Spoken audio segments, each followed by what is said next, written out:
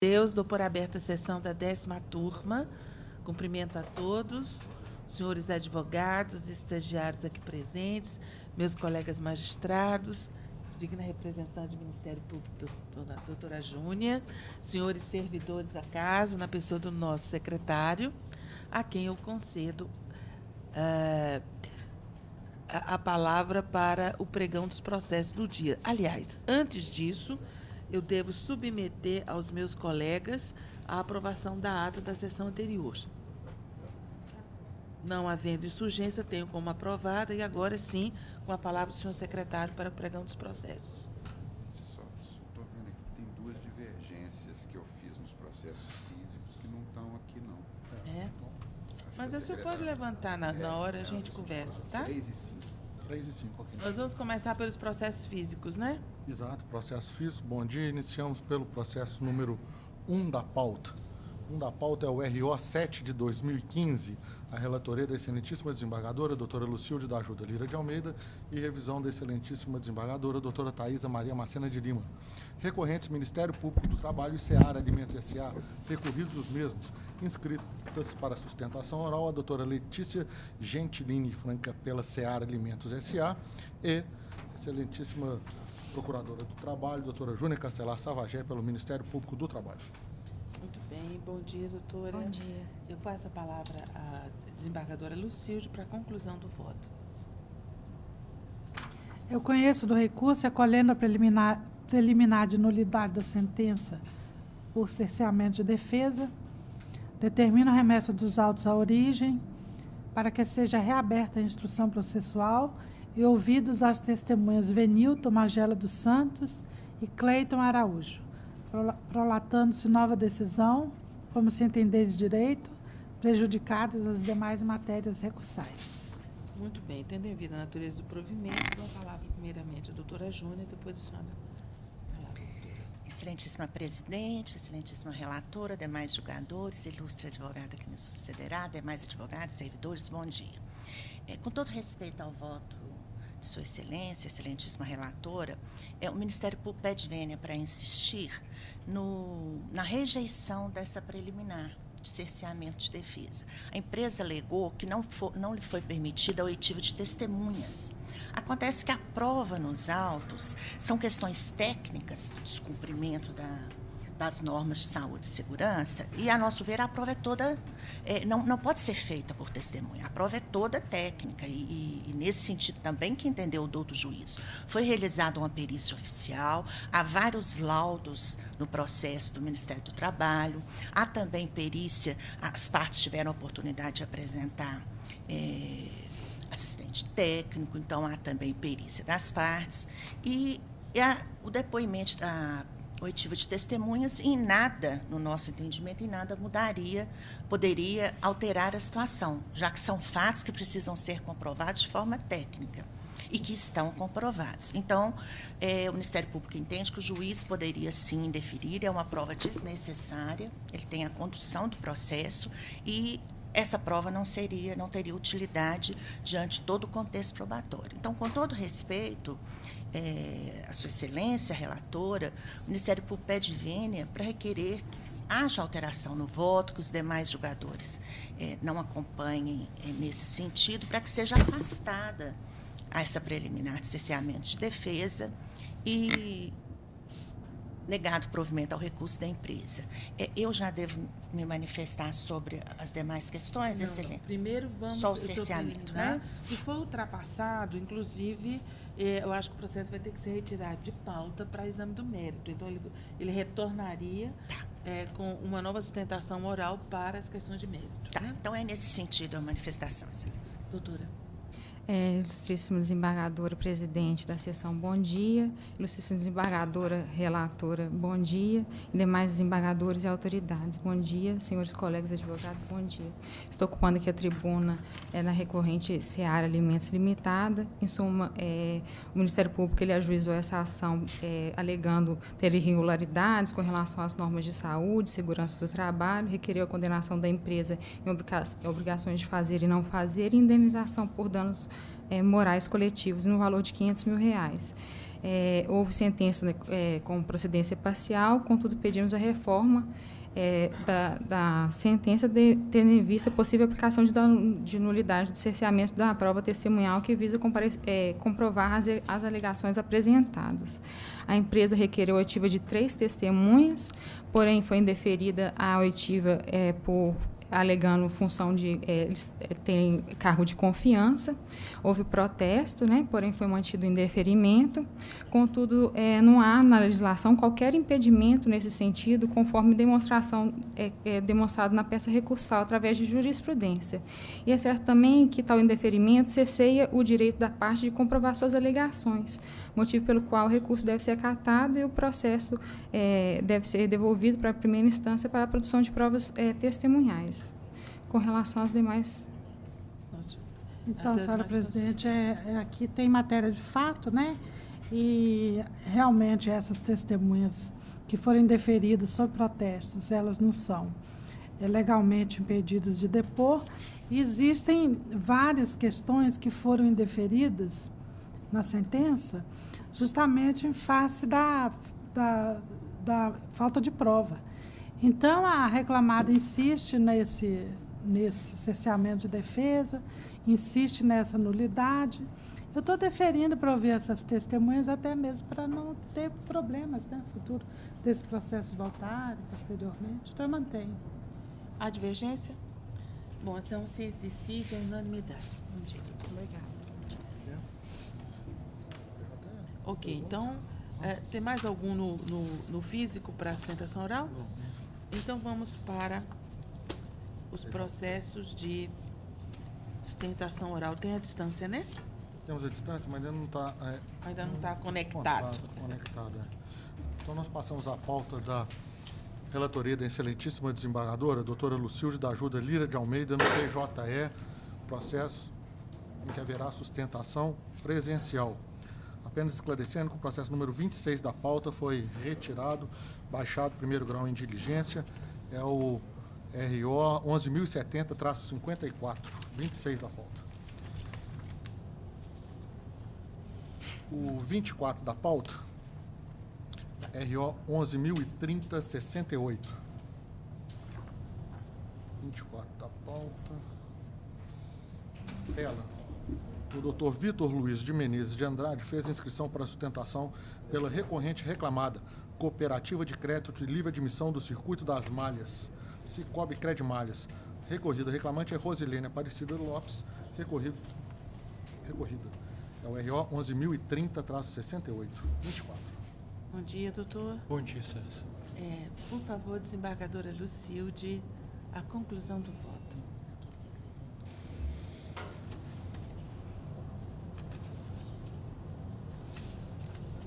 Onze 11.030, Cooperativa de Crédito. Tá. Achei aqui.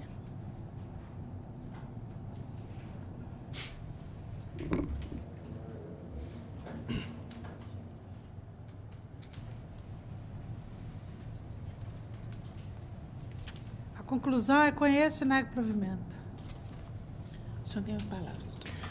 Excelentíssima senhora presidente, excelentíssima senhora desembargadora relatora, demais componentes dessa egrégia turma, a recorrente pede vênia para discordar do voto da relatora e pede que ele não seja acompanhado, tendo em vista que a questão aqui é a valoração que foi dada à prova produzida nos autos. Foram deferidas horas extras à reclamante, assim como uma indenização por danos morais em virtude do transporte de valores sem segurança ou vigilante. No caso, ocorre que a testemunha que a reclamante levou, ela foi contraditada ao fundamento de troca de favores. Ela havia prestado depoimento no processo, a reclamante havia prestado depoimento como testemunha no processo dessa testemunha que a reclamante levou, foi acolhida essa contradita. Obviamente, aí há um peso menor em relação à veracidade, à isenção de ânimo desse testemunho, mas no caso aí, o que chama mais atenção foram as contradições entre o depoimento da testemunha e até mesmo o que é afirmado pela reclamante na inicial. A testemunha, ou a informante, melhor dizendo, ela disse que chegava às 8h30 na agência e saía por volta de 17h20. Quando ela chegava, a reclamante estava lá.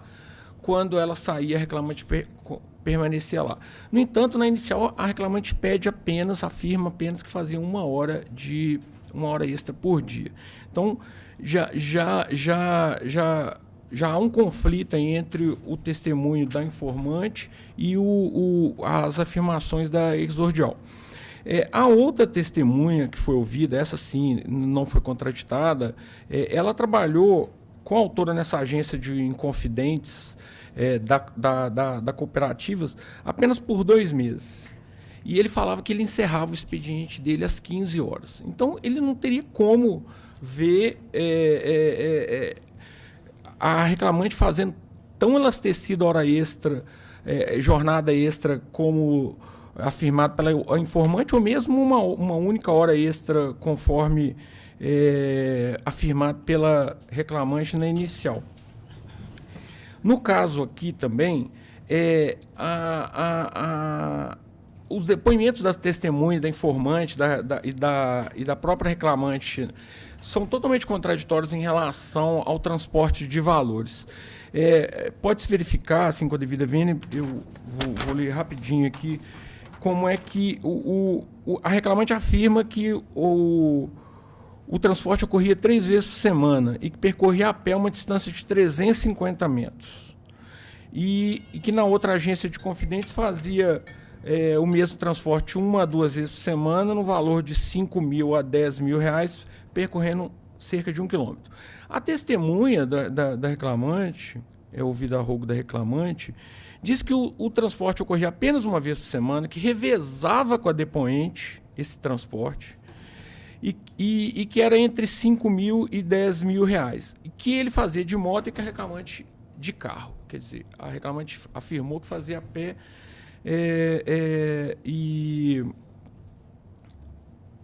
a própria testemunha falou que ela fazia de carro. Então, essas contradições nos depoimentos, os valores, a forma como era feito, a pé, de moto, de carro, é evidente. E ainda que a meritíssima juíza tenha o poder de valorar a prova da forma como ela achar melhor, nos parece claro que essas contradições são vícios que deveriam ter sido levados em consideração. Não obstante isso, em relação também às horas extras que foram deferidas quanto à participação em reuniões, em treinamentos, melhor dizendo, restou provado que isso era feito uma vez a cada 2 meses. A juíza disse que restou provado que essas reuniões ocorriam sempre aos sábados e todos os meses. Então, havendo uma cláusula da CCT que prevê que essas horas de treinamento não são jornada extraordinária e não se elastecendo além das 2 horas previstas no CCT, entende a recorrente que elas também não são devidas. Então, ela pede provimento para que seja declarado que a reclamante não se desincumbiu do ônus de fazer prova das horas extras alegadas e também do transporte de valores, para que sejam decontados da condenação. Justiça. Ok. Desembargador Lucilde, algo a acrescentar? Eu reexaminei as provas de acordo com a distribuição do ônus e também levando em conta as impressões imediatas do juiz da primeira instância, e estou mantendo a sentença nesse aspecto das horas extras, e também com relação aos danos morais por transporte de valores, estou também mantendo a sentença que deferiu danos morais naqueles valores arbitrados, considerando o tamanho da empresa, a dimensão do dano, e eu mantenho, senhora presidente. Muito bem. Há divergência? Não. Então, unanimidade se decide. Bom dia, doutor. Obrigado, bom dia, senhor. Seguinte, ao 32 da pauta. ROPS 11.200-98. A doutora Ana Paula Reimovski está inscrita para sustentação oral pela recorrente reclamada Smart Automação Indústria Limitada. O recorrido reclamante é Leonardo Clara Silva. Bom dia, doutora. Bom, eu acuso o recebimento de memorial pela Smart e passo a palavra à desembargadora Lucilde para a conclusão do voto.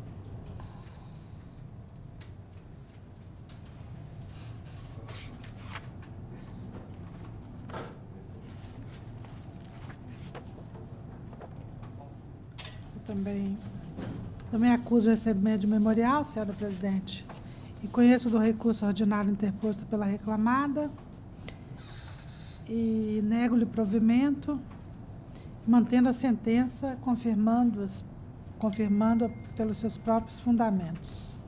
Meu voto. Senhora Tenhaban. Eu cumprimento a todos na presença da ilustre desembargadora presidente.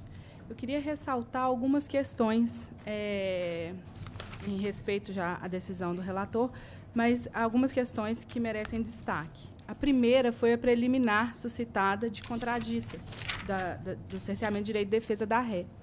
A testemunha da ré foi contraditada sob o argumento de que ela teria interesse na causa por causa de um dissabor que ela teve com o reclamante.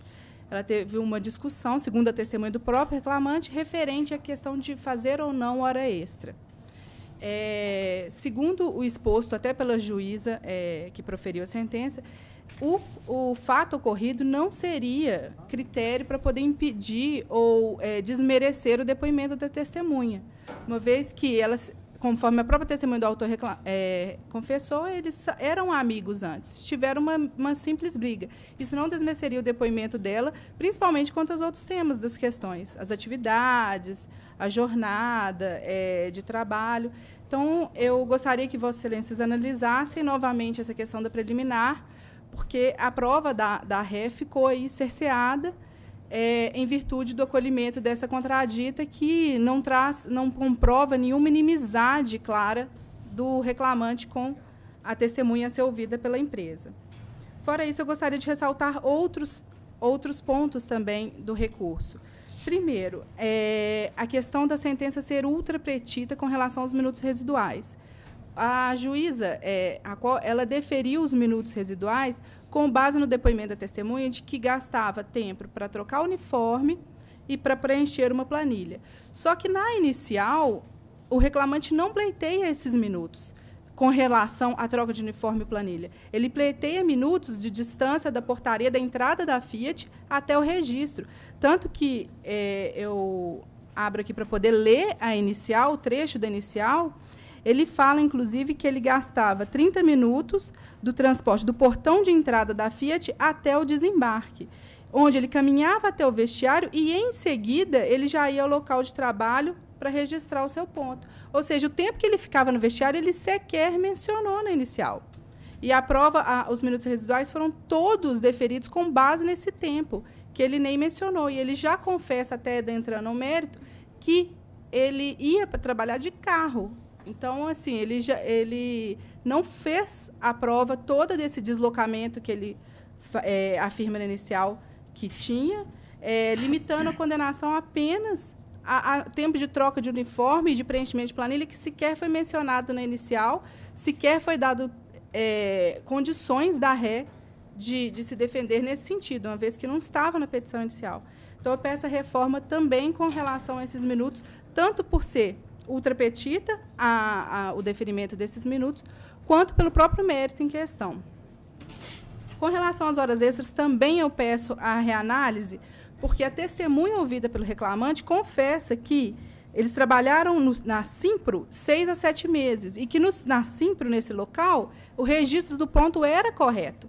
O reclamante trabalhou durante 9 meses somente. Então, se ele trabalhou 6 a 7 meses com o reclamante neste local e que o ponto era correto, o ponto não pode ser anulado por causa disso. Ou então, pelo menos, que seja deferidas horas extras somente fora do período em questão, né? Que seriam 2 meses, praticamente. Outra questão também que eu venho ressaltar é a questão do dano moral. Foi deferido dano moral pelo fato ocorrido de discussão com relação à jornada, às horas extras, em fazer ou não hora extra, só que o próprio reclamante confessou no depoimento dele que ele não tem mágoa nenhuma da empresa. Então, se ele não tem mágoa nenhuma da empresa, não tem como ser deferido o dano moral nesse sentido. Então, eu peço à vênia, a Vossas Excelências, que vocês reanalisem essa questão. Bom, desembargadora Lucilde. Bom, senhora presidente, no meu voto aqui, eu não estou abordando a questão da contradita por cerceamento de defesa. De qualquer forma, eu vou manter também nesse aspecto o meu voto e vou manter o indeferimento do juiz de primeiro grau. E, com relação aos demais pedidos, eles estão enfrentados aqui. A questão da outra petita, eu estou entendendo que a simples narrativa dos fatos na petição inicial, na forma como foi feita nesse caso, é suficiente para o exame do pedido, possibilitou a defesa. E, com relação às matérias fáticas, eu também examinei à luz das provas, do ônus e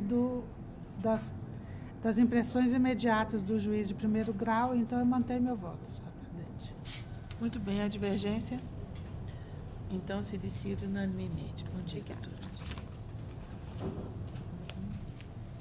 Passamos à sala da relatoria da excelentíssima desembargadora, doutora Thaisa Maria Macena de Lima. O primeiro processo no qual há inscrição é o 19 da pauta, RO 10.531-82. O doutor Antônio Raimundo de Castro Queiroz Júnior está inscrito pela recorrente reclamante Ana Paula Rinco Vieira. A outra recorrente é a reclamada MGS Minas Gerais Administrações Civis S.A., recorridas às mesmas. 19 da pauta. Muito bem, doutores. Bom dia, doutor. Eu vou fazer a leitura da conclusão do voto.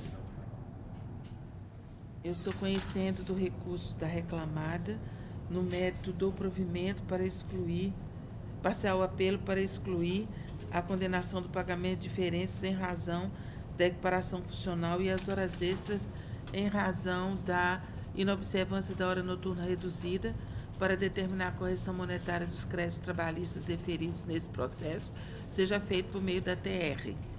Conheço o recurso apresentado pela reclamante do provimento parcial apelo para declarar que ela foi dispensada sem justa causa em 16 de 12 de 1916, para condenar a reclamada retificação da CTPS da autora e a expedição de novo TRCT em estrita consonância com esse acordo, no prazo de 10 dias contados da intimação específica para tanto, após o trânsito julgado dessa decisão, sob pena de pagamento de multa de R$ 50 por dia e para condenar réu ao pagamento de 15 dias de saldo de salário relativo ao período de 1º de dezembro de 2016 a 16 de dezembro de 2016, 2 dozeavos de férias com um terço concernente ao período aquisitivo de 5 de 11 de 2016 a 6 de 12 de 2016, 13º salário de 2016, FGTS multa de 40%, aviso prévio indenizado de 42 dias e indenização por danos morais no valor de 10 mil em substituição à definida na sentença. Mantém o valor da condenação por quanto ainda compatível. É muita coisa, né, doutor? Pouco, excelência. Eu tenho memória. Primeiramente, bom dia a todos. Cumprimento as autoridades que compõem essa turma na pessoa da ilustríssima presidenta. Oportunidade que também aproveito, presidente, em cumprimentá-la. Afinal de contas, também é professora. Estamos na semana e às vésperas do dia do professor. E ser professor não é profissão, né, excelência? Ser professor é sacerdócio. Obrigada, doutor. Como sacerdote que é, eu não posso deixar de cumprimentá-lo. Excelência, a despeito do voto sobre o julgamento dos recursos, eu cumpre divergir, em primeiro lugar, sob a análise do recurso interposto pela reclamante. E aqui me permita destacar a preliminar avançada. E por que destacar preliminar? Porque entendemos que a citação foi cumprida. O fim da citação foi cumprido. E me permitam explicar por quê. Quando houve a primeira audiência, tão logo convocadas as partes presentes para a conciliação, e essa é uma praxe da 45ª Vara do Trabalho, e oportunidade que também se verificou a ausência da reclamada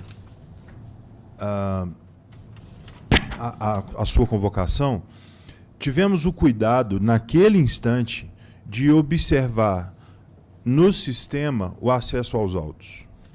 E o que nos estranhou é que, dias antes da audiência, o advogado, procurador da reclamada e também empregado dela, acessou os autos dias antes da audiência. No recurso, nós tivemos o cuidado, inclusive, de demonstrar que esse procurador, além de tal incumbência processual, é empregado da reclamada. Ele acessou os autos dias antes. Pois bem, vamos considerar, então, o rigor dos atos que os atos processuais exigem, né? Vamos imaginar que, realmente, a citação foi endereçada para um outro endereço, não aquele em que hoje a reclamada se situa, embora ela não tenha mudado os seus dados nos documentos. Há documentos públicos, inclusive a anotação em CTPS, que não foi retificada, ainda mencionando o endereço antigo. Vamos esquecer tais circunstâncias. Eu gostaria de fazer uma pergunta aos outros julgadores. Como esse procurador teve acesso aos autos se ela não foi notificada? Se ela não teve ciência do processo, como dias antes ele teve acesso aos autos? Ora, concessa vênia, se a citação é ato processual, dentre tantas finalidades, não digo que seja esta única, se a citação é ato pelo qual notifica-se uma das partes da propositura de um processo, pois bem, tal finalidade foi cumprida. Ele esteve nos autos, e vamos imaginar que fosse esses autos físicos, como pouco tempo era. Ele compareceu, ele disse, olha, eu sei da existência do processo, mas como foi encaminhado para outro endereço, eu não vou comparecer. E veja bem, em momento nenhum, em sua peça de defesa, ou qualquer que seja, a reclamada disse que não teve conhecimento do processo. Ela sustentou suas alegações na afirmação de que o endereço não era aquele determinado na petição inicial. Não há... torna-se incontroverso o fato de que ela teve ciência do processo dias antes da audiência e, mesmo assim, ciente, não compareceu. Pois bem, ainda sobre o recurso interposto pela reclamante, sob o aspecto da indenização por dano moral, embora majorado, eu gostaria que Vossas Excelências refletissem sobre o valor. E aqui, longe de buscar o enriquecimento ilícito da parte, mas sabemos que uma das finalidades da indenização por dano moral é o seu caráter pedagógico, é o seu caráter punitivo, né, o chamado punitive damages. Então, nós sabemos que a intenção da indenização é que justamente atos que foram, por sua vez, que deram origem, por sua vez, a danos, sejam desestimulados de sua ocorrência. Pois bem, nos autos, há demonstração, inclusive em outro processo, há até uma ata anexada junto à petição inicial, se aqui não me falha a memória, de que não é a primeira vez que a reclamada se comporta dessa maneira. Que a reclamada não tem o devido zelo e cuidado em garantir a urbanidade no ambiente de trabalho. Que ela já foi, e Vossas Excelências aqui já devem ter acompanhado situações outras dela, ela já foi condenada aqui várias vezes nesse tribunal a pagar indenizações em virtude da forma, digamos, me permita aqui a alusão, a forma pouco convencional como gerencia a sua mão de obra. Então ela já foi condenada várias vezes, e várias vezes foi condenada e continua a se portar da mesma maneira. No caso dos autos, o que para mim é mais flagrante, e aqui há de destacar a brilhante decisão da relatora nesse sentido, é a reclamante, ela por diversas vezes pediu para mudar de função ou de lugar de trabalho, por diversas vezes. A omissão da reclamada agravou seu estado psicológico. Isso, excelências. Aqui me permita a confissão, vossas excelências foram também, a maioria de vocês, juízes de piso. Quando a pessoa tem um abalo psicológico profundo, sequer as palavras precisam exprimir, basta você olhar no semblante da pessoa. E eu lhes confesso que quando recebi essa cliente e durante o processo, não só isso ficou estampado na cara da reclamante, mas como foi uma tortura para ela reviver tudo aquilo que ela passou no ambiente de trabalho, todo aquele sofrimento que ela passou no ambiente de trabalho ao longo da instrução processual. E aí me perdoe a conclusão de Vossa Excelência, R$10 mil para a MGS não vai fazer diferença nenhuma. Não vai causar impacto nenhum para a MGS. É mais uma indenização que ela vai pagar e ela vai continuar se portando da mesma forma. Ou seja, fulmina-se o caráter pedagógico da indenização, fulmina-se o caráter punitivo da medida. Quanto à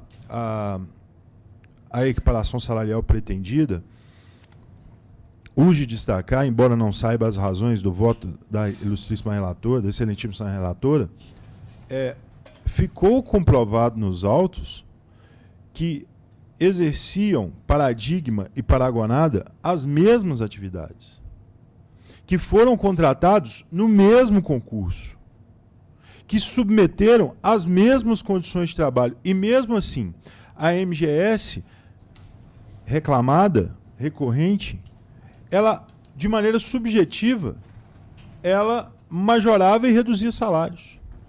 Outro ponto que eu peço desculpas aqui porque talvez não tenha escutado e me venha à memória, Vossa Excelência não disse a respeito na conclusão do voto, falo sobre a alteração contratual. E me lembro aqui porque falei sobre o edital. Né? Veja bem, ao que parece, a MGS, empresa pública, ela quer aproveitar o melhor dos dois mundos. Então, ela aproveita o melhor no processo no direito administrativo e o melhor na iniciativa privada. E aí, lança um edital, faz um concurso público, estabelece regras e altera o contrato de trabalho unilateralmente em seu horário em redução de jornada, sem se atentar aos rigores que o próprio direito administrativo lhe impõe. Então, data máxima vênia, por que essa alteração contratual é tida como anulável? Porque, justamente, ela se apresenta, em determinadas circunstâncias, como pessoa jurídica de direito privado, e, em outras, quando lhe é apropriado, se apresenta como ente da administração pública indireta. Olvidando-se, sobretudo quando se tange a respeito dos seus deveres, no que se refere às imposições que o direito administrativo lhe impõe. Pois bem, como disse Vossa Excelência, o processo ele é cheio de detalhes, há várias questões que mereciam aqui melhor tratamento, porquanto peço, com a devida vênia, que seja julgado procedente o recurso da reclamante integralmente para a reforma da sentença naqueles pontos e improcedente o recurso da reclamada, haja vista que andou bem a sentença e fundamentou-se em provas no farto conjunto probatório sobre aquele aspecto escolhido nos autos. Ok, doutor. Vamos ver. Primeiro, a questão da revelia. Bom, a questão da revelia, primeiro, que a alegação é de que a notificação foi para o endereço incorreto. Hoje em dia, nós não temos mais aquele CED comprovando, para comprovar se houve ou não notificação regular. Isso cria uma certa insegurança para o juiz de primeiro grau para decretar a revelia. Então, se há um endereço incorreto, então a presunção é de que não houve a citação correta. O senhor disse que realmente a prova nos autos de que o procurador da empresa, 3 dias antes da audiência, ele teve acesso ao processo. Bom, se fosse pelo menos 5 dias antes, a gente diria que o quid in quid foi respeitado. E ele tomou ciência, ainda mais é o procurador. Ele já estava constituído nos autos, naquele momento? Para dizer que ele naquele momento... quer dizer, eu não tenho. 3 dias não atende também o requisito legal de que a pessoa deve ter ciência da reclamação trabalhista pelo menos 5 dias. Então, somados todos esses elementos, eu não vejo como aplicar com segurança uma revelia a uma empresa quando as consequências são tão drásticas. Eu achei que a decisão do juiz foi prudente e eu estou acompanhando. Relativamente à equiparação salarial, eu a excluí porque a reclamada provou a existência de plano de cargos e salários com critérios alternados de promoção por antiguidade e merecimento, homologado pelo Ministério do Trabalho e Emprego. Então, é um dos requisitos que exclui a possibilidade de equiparação salarial. E o outro ponto, que é do seu recurso, é a questão da alteração de jornada. Existe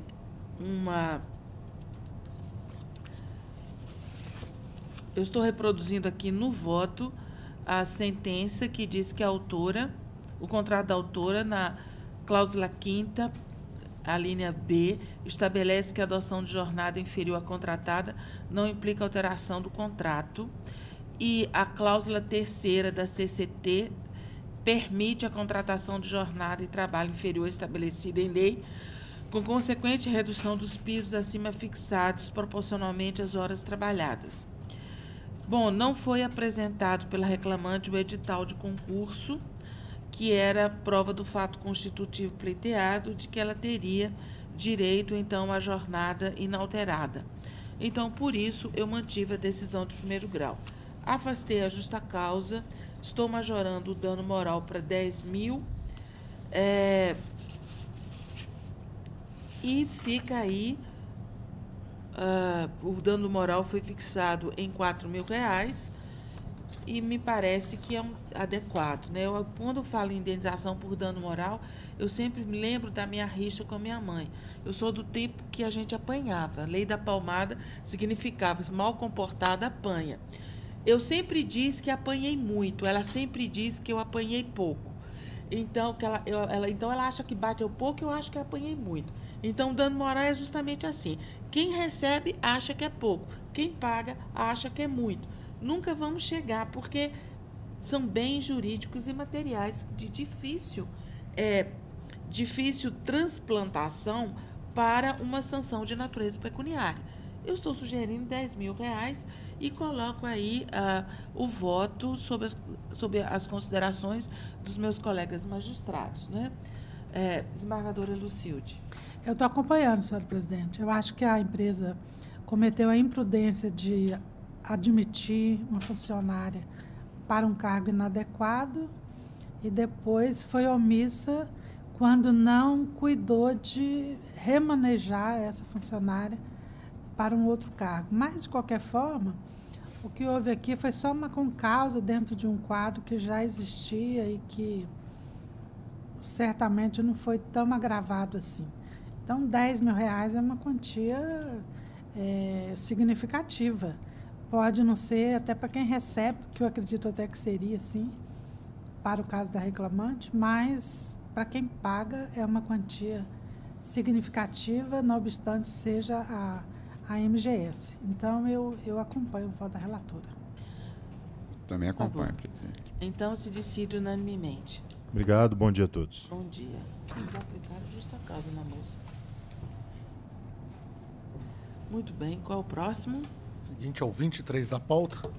23 é o RO 10.725, traço 49, Recorrentes Eurofarma Laboratórios e Tassiana Santos Ferreira, recorridos os mesmos. Inscritos para sustentação oral, o doutor Eduardo Vicente Rabelo Amorim, pela reclamante recorrente, e o doutor Bruno Sobreira de Oliveira, pela reclamada recorrente. Muito bem. Quem vem pela Eurofarma? Eurofarma é o doutor Bruno e, primeiramente, o doutor Eduardo. Doutor Eduardo, né? Bom, eu estou conhecendo do recurso ordinário da reclamante e do adesivo da reclamada, e negando-lhes provimento. Indefiro o pedido formulado nas contratações da reclamante de aplicação à reclamada de multa por litigação de má-fé. Muito bem. Advogado reclamante, doutor Eduardo, né? O senhor tem a palavra. Presidente, demais companheiros dessa grande turma, senhora procuradora, senhores funcionários, prezados colegas. A situação desse processo parece que seria fácil se não houvesse efetivamente a prova do efetivo controle da jornada. Respeitando o entendimento da ilustre relatora, nós entendemos que a própria reclamada fez prova para a recorrente de que sua jornada era efetivamente controlada. O primeiro aspecto e o primeiro documento que ela fez juntada é a página 2 do ID 65C63DA, que é o contrato de trabalho, em sua cláusula 9ª, foi fixado o seguinte: o empregado obriga-se a prestar seu serviço exclusivamente à empregadora, dedicando todo o seu tempo de trabalho e todo o seu esforço no progresso e interesse da mesma, sendo-lhe vedado, dentro ou fora de seu horário de serviço, qualquer outra atividade. Não fosse isso, a reclamada também fez juntar aos autos dezenas e mais dezenas de um documento titulado de Relatório Detalhado de Agenda de Visitação.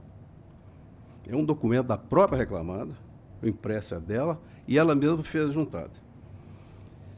E eu fiz a coleta de parte deles de um determinado dia, da páginas 39 a 42 do ID E91BAA5, onde,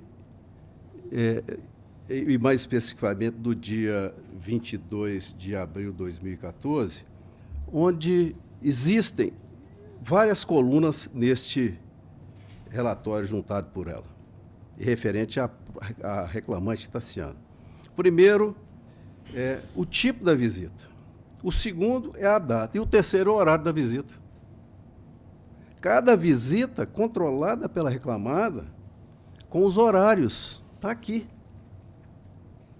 Se não bastasse isso, era confiado aos vendedores um iPad que era rastreado. Isso em tempo real. O ID, também juntado pela reclamada, a página 60 do ID 3DF656C, onde foi o gestor dela, o senhor Luiz Maurício de Carvalho, pediu que retornasse dando ok os que já realizaram o envio do termo. Esse termo é o seguinte: é um termo da política de uso de equipamento de informática e a sua atualização. O curso Política de Uso de Equipamento de Informática, Atualização, Eurorastreabilidade. Não bastasse isso ainda, esse mesmo gestor, o senhor Luiz Carvalho, no ID 3DF665C, página 18, ele indaga da recorrente Tassiana: você está com problema para realizar o sincronismo? O sincronismo é exatamente estar conectado em tempo real E ela respondeu: Luiz, boa noite. Com o 3D do iPad, não estava conseguindo sincronizar. Estava aparecendo uma mensagem de erro. Agora à noite, utilizei o Wi-Fi da minha residência e deu certo.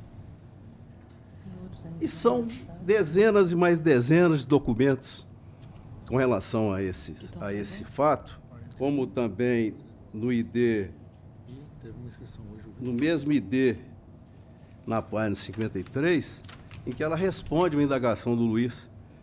Boa noite, estou sincronizando, mas as visitas continuam amarelas, como se eu não tivesse sincronizado desde sexta-feira.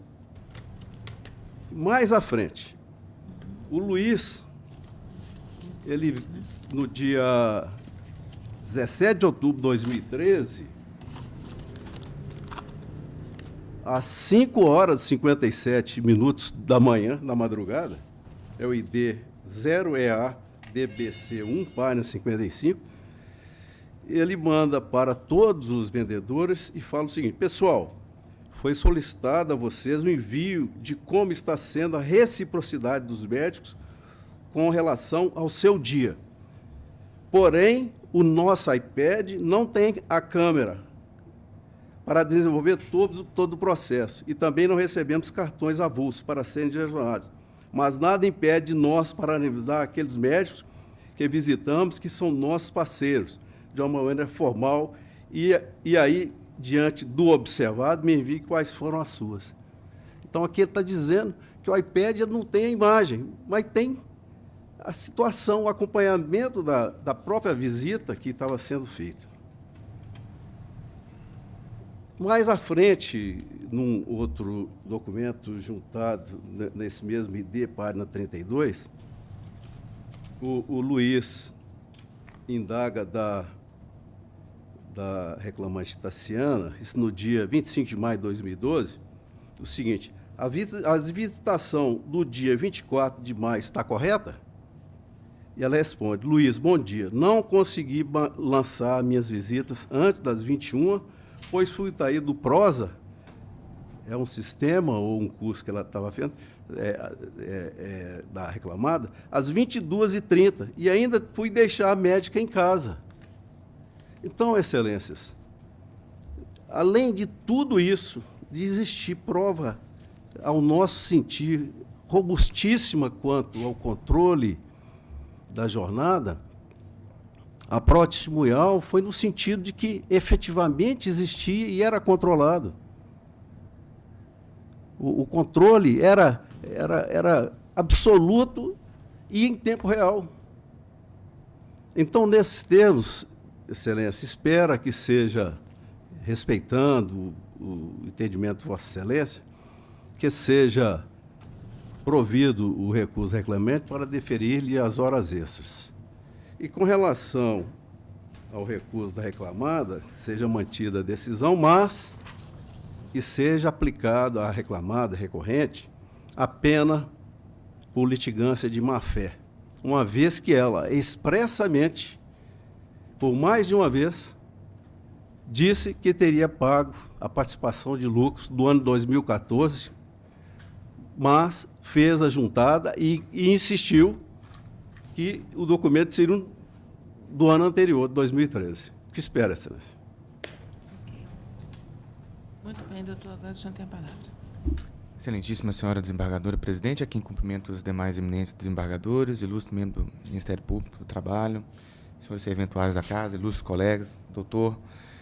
Excelência, em que pese as sempre muito bem expostas palavras pelo ilustre procurador, data máxima vênia, o conjunto probatório ele foge absolutamente o que foi dito em tribuna pelo ilustre procurador. Primeiro, o conjunto de provas produzidos na audiência de instrução, quais sejam as provas testemunhais, que eu peço, inclusive, vênia, para não precisar transcrever ou mencioná-los em tribuna, até por economia, celeridade, nos remontam à claríssima ideia de que inexistia absolutamente qualquer tipo de controle de jornada, haja vista que os próprios propagandistas criavam os seus roteiros de visitas, elaboravam a melhor forma de apresentação daquele produto, que não trabalhava em feriado, não trabalhava domingo, que não tinha nada disso. Por óbvio, quando você se faz representar produto de qualquer empresa, você tem que ter o mínimo de acompanhamento sobre aquilo. Né? Não quer dizer que você tendo um tablet, primeiro você vai ser rastreado 24 horas por dia. Isso não existe. Isso não existe. Segundo, que você vai ter o seu controle de visitas agendado. Ora, a pessoa lidava com médico, todo mundo sabe. Quem nunca viu, quem nunca esteve num consultório médico e de repente chega um propagandista ou um representante de laboratório com a sua malinha, né? Horário de médico, ninguém sabe qual que é. Salvo raríssimas exceções. Outrora, você marca com o médico 9, ele te atende 11, e por aí vai. Então, peço vênia às palavras proferidas aqui pelo procurador para discordar. Não há que se falar em litigância de má-fé pelo já exposto na instrução processual, a prova documental também apresentada. Não houve a nítida aplicação por parte da empresa reclamada no que diz respeito à má-fé. Isso não existe. A reclamada apresentou a documentação que entendia pertinente e coube ao ilustre magistrado Acó fazer o julgamento, assim como Vossas Excelências. Então, pede vênia para discordar do posicionamento do ilustre procurador, pedindo que a proposta de voto da ilustre relatora seja acompanhada, né, pela Egrégia Turma. Muito obrigado. Muito bem, doutores. A reclamante, ela realizava trabalho externo, naturalmente, como representante da Eurofarma, né, indo como vendedor propagandista, né? Aqui tem um termo aditivo a CCT, que já estabelece que esses aparelhos de comunicações, eles não visavam a controlar a jornada. E pela prova testemunhal, eu concluí que esse controle não existia. As declarações da autora e da testemunha, que os relatórios eram lançados ao final do expediente, elas poderiam inverter, não havia um roteiro rígido, ela poderia inverter as visitas agendadas. Então, não vi esse controle que justificasse o pagamento de horas extras. Quanto à participação nos lucros, eu também estou mantendo a decisão, porque a documentação juntada pela empresa não diz respeito à PLR de 2014, mas o exercício anual, que é algo diferente. Achei que foi apenas um equívoco na indicação dessa documentação, não vi claramente essa litigação de má-fé, razão pela qual eu estou mantendo a decisão de primeiro grau integralmente. Há divergência? Não, de acordo. Então, se decide a unanimidade. Bom dia, doutores. Obrigado, bom dia. Obrigado, bom trabalho. Bom dia. Seguinte ao 41 da pauta. 41 é o RO 11.824-72. O doutor Fernando de Castro Neves está inscrito para sustentação pela recorrente reclamada, Comal do Brasil Indústria e Comércio, e o doutor Laércio Gonçalves Viana Júnior pela recorrente, também reclamada, Texige do Brasil. Os demais recorrentes, FCA, Fiat Chrysler Automóveis e Luciene Maria Marinho, recorridos os mesmos. 41 da pauta. Muito bem. Bom dia, Excelência. Bom dia. O senhor está pela Comal. A Comal é a segunda reclamada.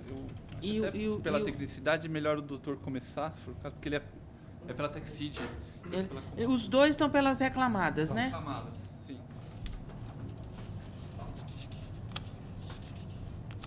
Na realidade,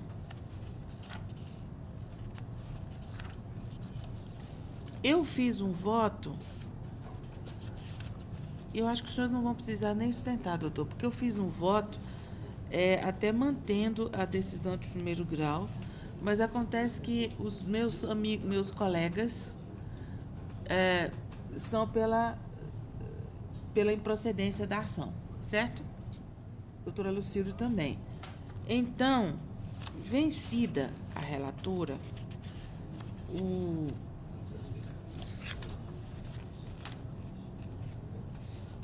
O recurso é rejeitando as preliminares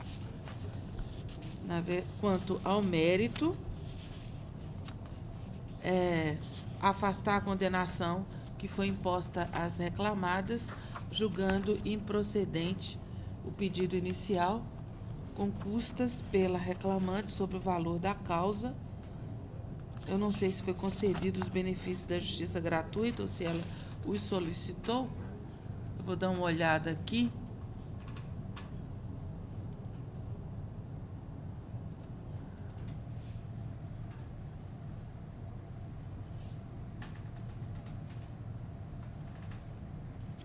Nessas horas faz falta o processo físico, apesar de toda a poeira. Aqui, deixa eu ver. Foi deferido. Foi deferido, né? Então, isenta em face da gratuidade da justiça. Posso declarar unanimemente? Não, unanimemente não. Vencida a relatora, o redator, doutor Alexandre, que foi o primeiro a lançar a divergência. Bom dia, excelência. Bom dia e bom feriado. Obrigado, você também. Muito bem. Assim. E a inscrição realizada na data de hoje, processo número 27 da pauta. 27 é o RO 10.943-71. A doutora Luciana do Espírito Santo está inscrito pela recorrente reclamado Supermercado Coelho Diniz Limitado. Muito bem, doutora. Bom dia. Bom dia. Eu estou mantendo a decisão de primeiro grau. A senhora pode sustentar. Ilustres julgadores, demais presentes, bom dia. Data vênia ao voto proferido aí pela ilustre relatora. Eu peço vênia de vossas excelências para trazer alguns pontos pelos quais entende a recorrente que a sentença deve ser reformada. A sentença recorrida, ela entendeu por bem denegar a segurança ao recorrente, negando o direito líquido e certo a extinguir o processo em resolução do mérito, ao argumento de que a matéria ela depende de ampla dilação probatória e também que o que está sendo discutido via mandamus são matérias passíveis de recurso administrativo. Exatamente.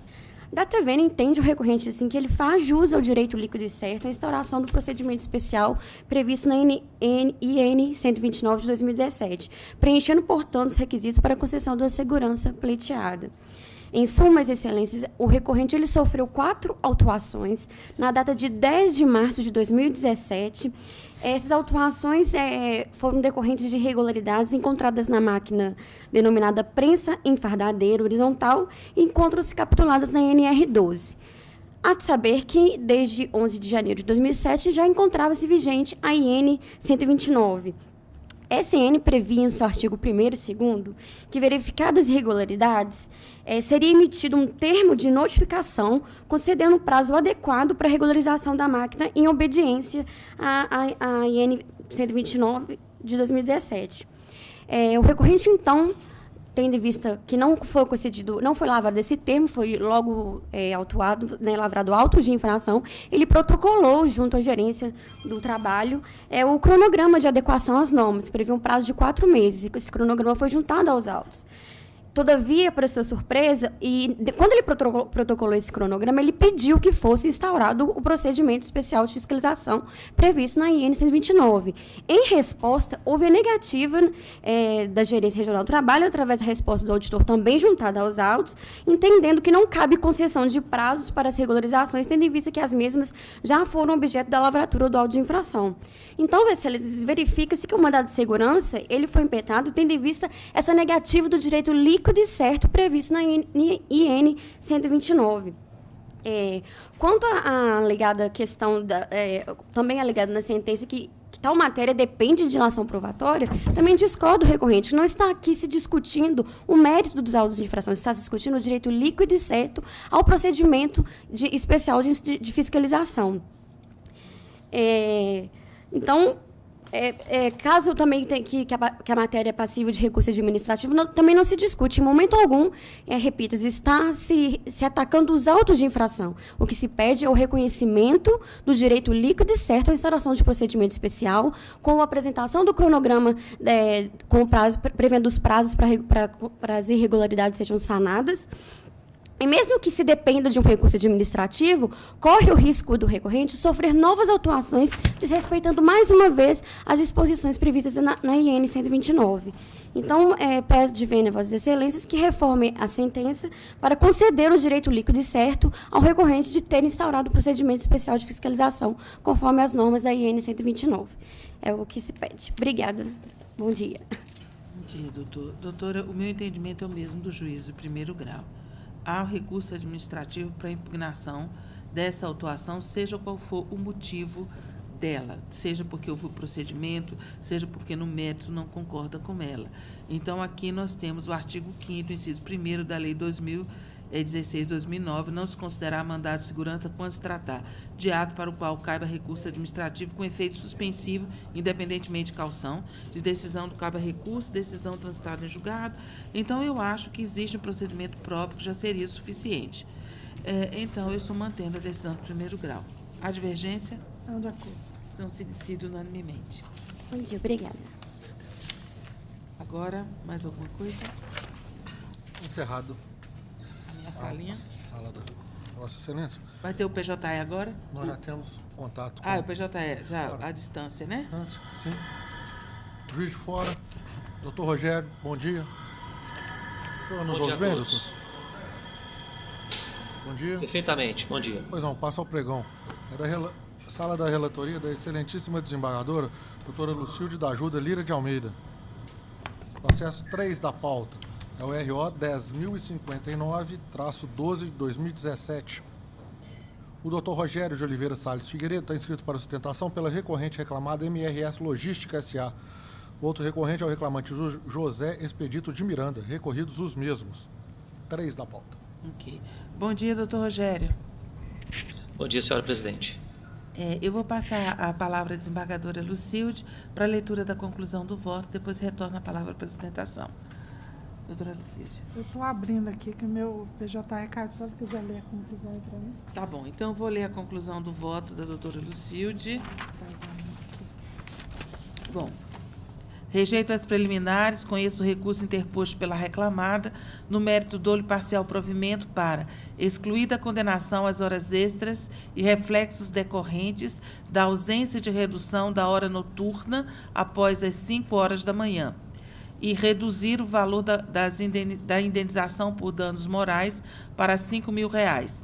Conheço o recurso da reclamante no mérito dolo parcial provimento para condenar a reclamada ao pagamento de 1 hora extra diária com reflexos em repousos, aviso prévio, férias mais 1/3, 13º salários, FGTS mais 40%. Autoriza-se a dedução dos valores pagos sob a rubrica ACR-SUM 446-AC. Mantém o valor da condenação porque ainda é compatível. O senhor tem a palavra. Excelentíssima desembargadora presidente e demais componentes dessa egrégia turma, muito bom dia. São várias matérias tratadas nos autos, por demais conhecidas dessa egrégia turma. Peço vênia para destacar 2 aspectos tão somente dessa tribuna. O primeiro diz respeito à litispendência que foi rejeitada na origem, pelo visto ela também foi mantida, essa rejeição, nessa instância recursal, mas restou comprovado nos autos que, inclusive, o recorrido ele restou beneficiado nos autos de uma ação coletiva, razão pela qual pede-se, pelo menos, que seja oficiada a vara onde tramitou essa ação coletiva para que sejam deduzidos ou então explanada a sua renúncia e a escolha, a opção de permanência nos presentes autos. E no que diz respeito à questão que versa sobre os danos morais para o sistema de monocondução, a despeito também da redução da condenação, peço vênia para que os laudos técnicos acostados pela empresa, eles atestam de forma insofismável as adequadas condições das locomotivas, notadamente as locomotivas comandantes, são aquelas em que o maquinista faz o uso efetivo, e nelas restou comprovado as condições adequadas, inclusive dos sanitários. Também restou comprovado nos autos que a dinâmica da condução do maquinista, do trabalho do maquinista, permite, seja por solicitação do próprio maquinista, seja pela própria dinâmica, inúmeras paradas em estações, paradas em cruzamentos, paradas para manutenção. Isso faz parte da rotina do maquinista. E, no aspecto tratado nos autos, a testemunha ouvida a rogo do reclamante, ela deixou escapar que as condições sanitárias das locomotivas comandantes eram adequadas, pelo menos na saída do trabalho. Sabe que, ao longo do contrato de trabalho, elas se tornam degradantes, tal como com a conotação que ela quis parcialmente favorecer o reclamante. São com essas singelas considerações que eu peço ver para que, nesse aspecto, seja provido o apelo recursal ao empresário. Justiça, muito obrigado pela atenção de sempre. Bom, senhora presidente, a questão da litispendência, coisa julgada, o juiz de primeiro grau afastou, eu estou mantendo, e estou entendendo que não há necessidade dessa expedição de ofícios, porque não há prova nenhuma nos autos que o reclamante tenha sido beneficiado em nenhuma dessas ações, em algumas dessas ações, para efeito de compensação de alguma parcela que tivesse sido contemplada em outras ações e também aqui. Ante a inexistência disso, a gente oficiaria e esses ofícios iam ficar soltos dentro das varas, porque não há uma prova efetiva de que realmente existam benesses das quais o reclamante pudesse usufruir através dessas ações e que devessem ser compensadas aqui. E com relação aos danos morais, essa questão de locomotivas, nós já tivemos um tempo aqui em que essas indenizações elas eram maiores, eram valores mais expressivos, mas com o passar do tempo, inclusive essas ações foram sendo bastante diminuídas aqui, a gente tem visto pouco ultimamente, até porque a condição de trabalho desses maquinistas elas melhoraram bastante, até mesmo em função da aquisição de novas locomotivas que proporcionam um conforto maior ao empregado, ao maquinista. Então, eu mantenho o meu voto, senhora presidente. Muito bem. Há divergência? Não, presidente. Então, fica decidido unanimemente nos termos do voto da relatora. Bom dia, doutor Rogério. Bom dia, bom trabalho. Passamos a Pouso Alegre. Pouso Alegre, desconectar.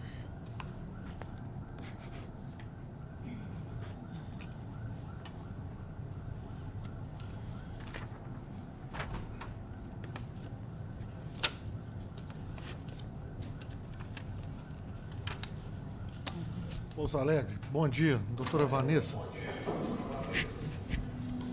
Bom dia. A senhora nos ouve bem, doutora? Sim. Vou apregoar o processo. É o 31 da pauta, RO 11.195-92. Recorrentes Cíntia Cristina Ramos Brito e Itaú Unibanco S.A. Recorridos os mesmos. Escrita para sustentação oral, a doutora Vanessa Barbosa dos Santos, pela recorrente reclamante. Bom dia, doutora Vanessa. Bom dia. Eu estou passando a palavra à desembargadora Lucilde para a leitura da conclusão do voto e, posteriormente, a senhora tem a palavra. A senhora está pela reclamante. Isso. Eu acuso o recebimento de memorial. Doutora Lucilde. Eu também acuso o recebimento de memorial e, na minha conclusão, eu conheço dos recursos e, no mérito, dou parcial provimento ao recurso do banco reclamado para declarar a nulidade da sentença, determinando o retorno dos autos à origem para que seja determinada a realização de perícia médica para apuração da situação de saúde da reclamante no ato da dispensa, com a prolação de nova decisão, como se entender, prejudicadas as demais questões dos recursos interpostos pelas partes. Bom, doutora, a sua sustentação poderia se limitar apenas à preliminar de nulidade, porque caso ela fosse suplantada, aí sim nós poderíamos ouvi-la quanto ao mérito. A senhora tem a palavra.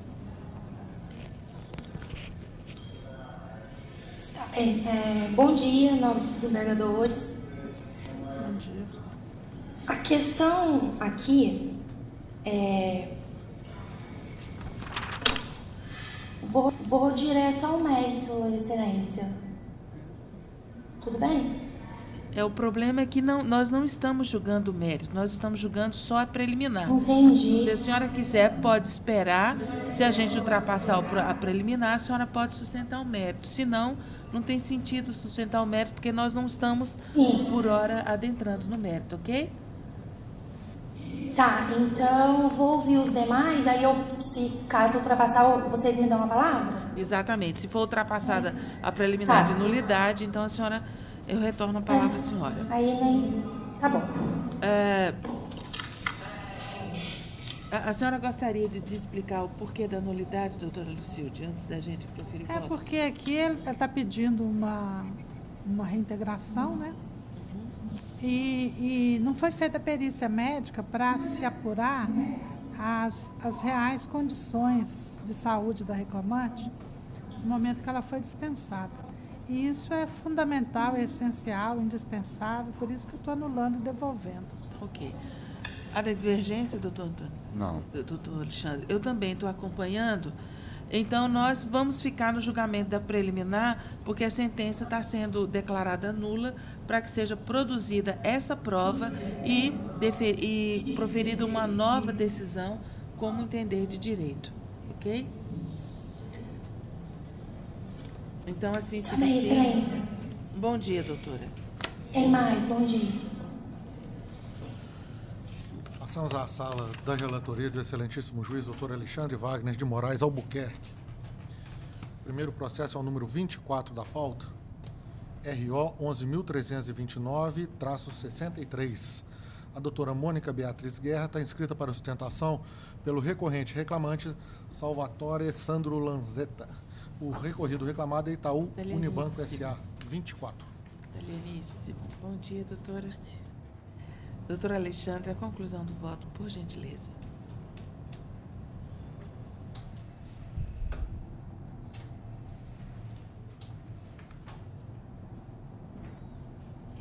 Abrindo aqui, doutor, atendo. Doutora Beatriz tem um nome contraditório, porque Beatriz significa que traz felicidade. Conheço do recurso e, no mérito, dou-lhe parcial provimento para afastar a declaração de prescrição total da pretensão de recebimento de diferenças salariais e consectários em decorrência da não observância pelo banco do reajuste salarial no percentual de 10,8%, estipulado na CCT 96/97, incidindo ao presente caso a prescrição parcial, cujo alcance cinge-se às verbas anteriores ao quinquênio legal, contado da data do ajuizamento da ação, e para condenar o reclamado ao pagamento das diferenças salariais pela aplicação do referido reajuste, conforme se apurar em liquidação, observado o período não prescrito para fins de efeito condenatório, mas observada a aplicação do reajuste na evolução salarial até o marco prescricional inicial, com reflexos em férias vencidas e proporcionais mais 1/3, 13º salário, PLRs, abonos salariais e FGTS. Autorizo a compensação do reajuste de 6%, que porventura tenha sido concedido, consoante se apurar em liquidação. As parcelas deferidas a título de diferenças salariais decorrentes do reajuste possuem natureza salarial, exceto reflexos em FGTS, PLR e férias indenizadas mais 1/3. Arbitro o valor da condenação em R$ 35.000, com custas processuais pelo réu no valor de R$ 700. Meu voto, presidente.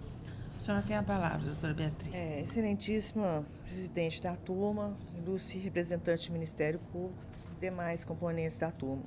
Em relação ao pedido que ainda restou improcedente, que se refere à equiparação salarial, tenho a dizer o seguinte: se trata de equiparação salarial entre gerentes operacionais, todos os dois do mesmo cargo. Ficou bem claro que a testemunha apresentada pelo reclamante, que foi totalmente desconsiderado seu depoimento pelo juízo de primeiro grau, no sentido de que ele não trabalhava na mesma agência do modelo.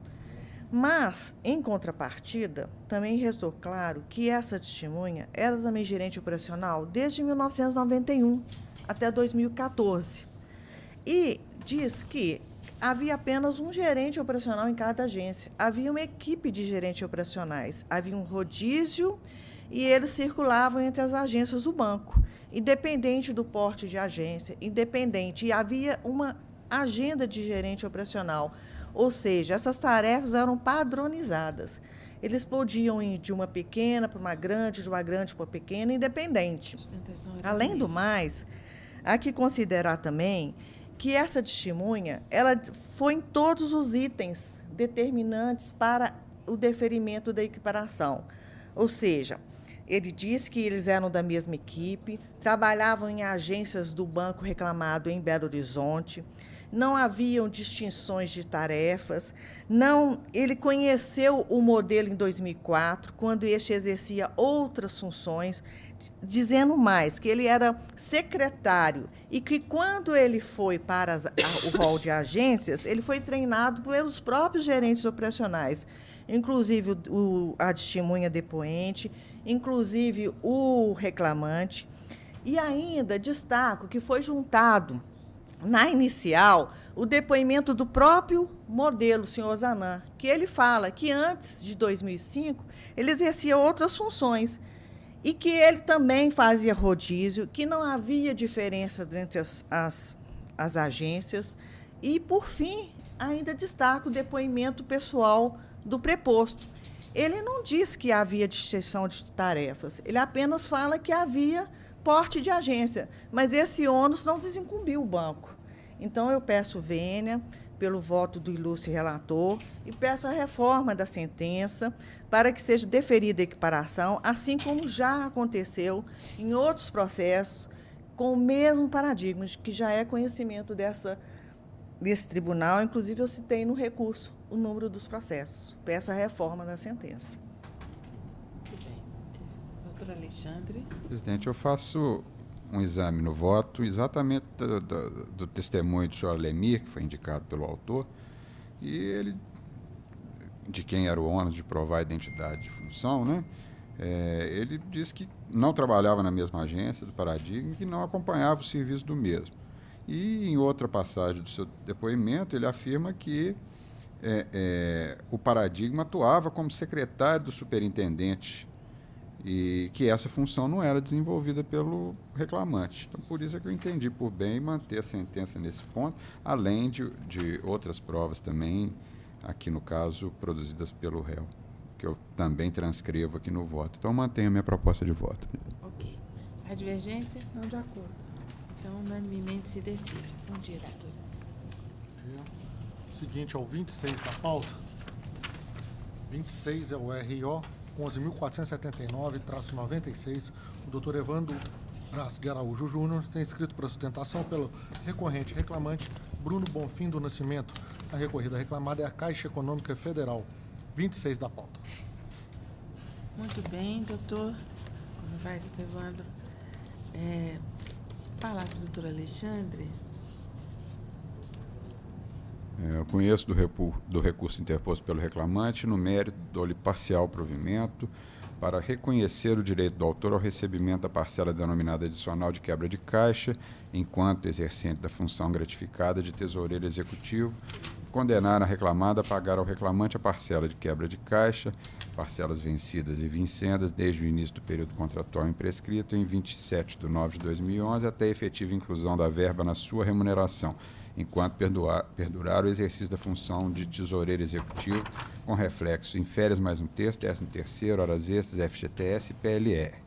As parcelas deverão ser apuradas em fase de liquidação, com correção na forma da súmula 381 do TST, acréscimo de juros de 1% ao mês, a incidir sobre a importância já corrigida, contados desde o ajuizamento da ação até seu efetivo pagamento, conforme os artigos 883 da CLT e 39 da Lei 877/91. A reclamada deverá providenciar os recolhimentos previdenciários e fiscais nos moldes da legislação vigente, observando ainda os provimentos da Corregedoria Geral da Justiça do Trabalho. Declaro que a verba deferida possui natureza salarial, salvo quanto aos reflexos em FGTS. Invertidos os ônus da sucumbência, custa de R$ 700 pela reclamada, sobre o valor de 35.000, hora atribuída à condenação. Meu voto, presidente. Muito bem, doutor Evandro. O voto já atende?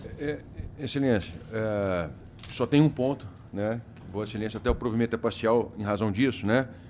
Muito embora até no mérito quanto a quase tudo tenha sido deferido, tem um ponto que é a questão da incompetência em razão de um dos pedidos que eu insisto na sustentação. Okay. Então, se o senhor desembargador presidente da Egrégia Turma, demais membros que a compõem, doutor representante do Ministério Público, senhor secretário, demais presentes. Excelência, como eu disse, quanto à parte principal e central, peço para que seja acompanhado o voto do eminente relator. Contudo, quanto a um ponto específico, que seria a questão da extinção, sem julgamento do mérito, do pedido constante no item 17 da petição inicial, esse pedido diz respeito aos recolhimentos para a previdência privada fechada sobre a verba que ora está sendo deferida pelo relator à quebra de caixa. Excelência, a competência, no caso, data máxima vinda do entendimento da respeitada sentença, assim como também do nobre relator, essa competência é da Justiça do Trabalho. Por quê, Excelência? O que se está pedindo aqui é um mero reflexo do deferimento da verba quebra de caixa. É uma mera consequência lógica, né, desse deferimento. Isso por quê, Excelência? Porque não só há previsão no regulamento da própria Caixa Econômica Federal, né, a qual anexamos, a CN de bens 01898, anexado no ID A0FAF0F, ou seja, há um documento da própria reclamada, reconhecendo que recolhe-se as contribuições previdenciárias para, no caso, a FUNCEF, que é a Previdência Privada Fechada, dos empregados da Caixa Econômica Federal. Recolhe-se sobre gratificação de função e, embaixo, quebra de caixa. Ou seja, sobre as duas verbas, tanto a gratificação de função quanto a quebra de caixa. Regulamento da própria reclamada. E não estamos falando aqui de regulamento da FUNCEF. O que se pede aqui, Excelência, não é revisão de benefício previdenciário complementar. Não estamos discutindo aqui regulamento do plano de previdência privada. Não é isso que nós estamos discutindo aqui. Estamos apenas requerendo o reflexo, assim como em 13º, em férias mais um terço, e dentre outros, FGTS, dentre outros, horas extras, como foi deferido também. Mais um dos reflexos seria o recolhimento para a previdência privada fechada. Por quê? Porque no próprio regulamento da reclamada há esta previsão. Não há que se falar aqui, então, né, naquele recurso extraordinário, o qual dirimiu a questão no que diz respeito à complementação de aposentadoria, né? Não, por quê? Porque não se está discutindo que complementação de aposentadoria, não foi chamada a FUNCEF a atuar nesse processo. Por quê? Porque para a FUNCEF basta, claro, o recolhimento, né, que é o que se está pedindo, né? Não há necessidade de análise do plano de benefício, qual o reclamante está vinculado. Por isso, a desnecessidade tanto de chamar a FUNCEF, quanto até mesmo de se anexar o plano de benefício, né? O reclamante, nem mesmo a reclamada, sequer juntamos o plano de benefício. Por quê? Porque não há se ter análise disso. O único documento é o documento da própria reclamada, como disse, aquele CN de bem 01898, já dito e informado como anexado no processo. Excelência, nas razões do recurso obreiro, temos aí uma série de julgados desta Corte, né, deferindo, né, o pedido, né, reflexo de recolhimento sobre a verba das contribuições para previdência privada, né, complementar, haja vista, como disse, a consequência lógica, né, disso, e digo mais e juntado, recentíssimo julgado da SBDI 1 do Colento TST, da lavra do ministro Alexandre Agra Belmonte, anexado nos autos, dizendo expressamente que, quando o pedido, né, se trata de recolhimento reflexo de verba que está sendo deferida na Justiça do Trabalho, não há que se aplicar, né, o julgamento firmado pelo STF, né, nos recursos extraordinários 586.453 e 583.050. Né? Por quê? Porque não se trata do mesmo assunto. Né? O assunto não é o mesmo, o assunto não é complementação de aposentadoria. O assunto é mero reflexo daquilo que está sendo deferido. Né?